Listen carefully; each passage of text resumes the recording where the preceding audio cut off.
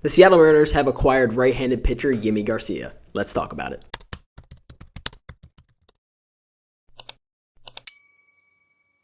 So we are here with our second trade in the past 24 hours, and the Seattle Mariners added some bullpen help this time. It was definitely one major thing they had to acquire at this trade deadline because, Gregory Santos is hurt again, and we're obviously without Matt Brash for the whole year. And truthfully, our bullpen is really just not doing great recently, so this is definitely a huge pickup for the Mariners. So the whole deal is the Mariners have acquired Yimi García, and I'm sorry if I'm saying his name wrong. I don't know if I'm pronouncing it right, but all they had to give up was Jonathan Clase as well as Jacob Sharp, who is a player I have never heard of, but as we know, Clase was a highly regarded prospect for us. He was number 10 in MLB Pipeline.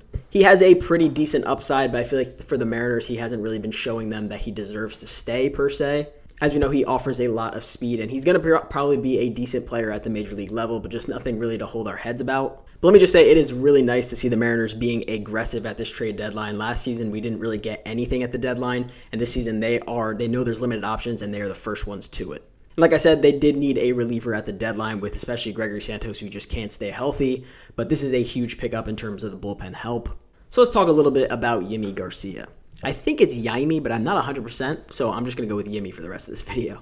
I'll pull his Baseball Savant page up on the screen, but as you can see, it is pretty good. He is a very fastball-heavy pitcher. This season, he is 3-0 with a 2.7 ERA in 29 games. He has 5 saves. He's pitched 30 innings and has 42 strikeouts across those 30 innings. As well, he has a whip of .80, which is really impressive. He's had some pretty good years prior, but this is definitely his best year of his career so far, at least on paper. Like I said, he is a very fastball-heavy pitcher. He's used his fastball 33% of the time this season, with his backups mainly being a curveball, a sinker, and a sweeper. He averages fastball as about 96.7 miles per hour, which is pretty good. The one thing I think the Mariners are definitely going to do for him is get him to utilize his slider more if they think it has potential, because he does not use his slider pretty much at all. He's only thrown it 15 times this season. But something that's really impressive to me is throughout his career, his highest K per 9 was 11.4, and this season he's all the way up to a 12.6, which is really, really impressive. He does have a little bit of an issue with walks. He has a 2.4 walk per 9, which for a reliever really isn't that great. But his highest WAR in his career, which obviously WAR isn't massive when it comes to relief pitchers, but his highest WAR in his career was a 1, and so far this year he's already at a .8.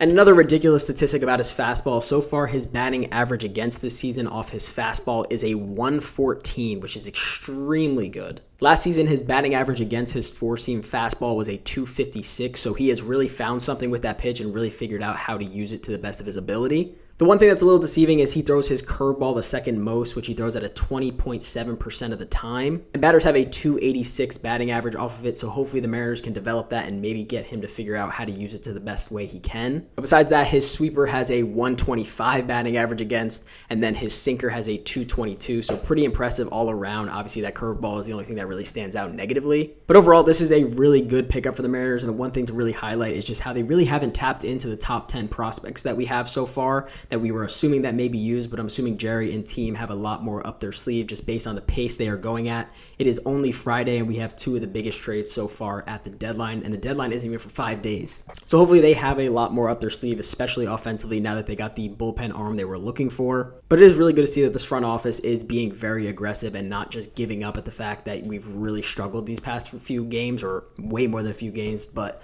it's good to see that they're really being aggressive to try to get help. So hopefully we have some more good news, but as of right now, some pretty good news so far in terms of a relief arm as well as a bat. Let me know what you guys think about this trade. Otherwise, I hope you guys did enjoy the video, and I'll see you guys in the next one. Peace out.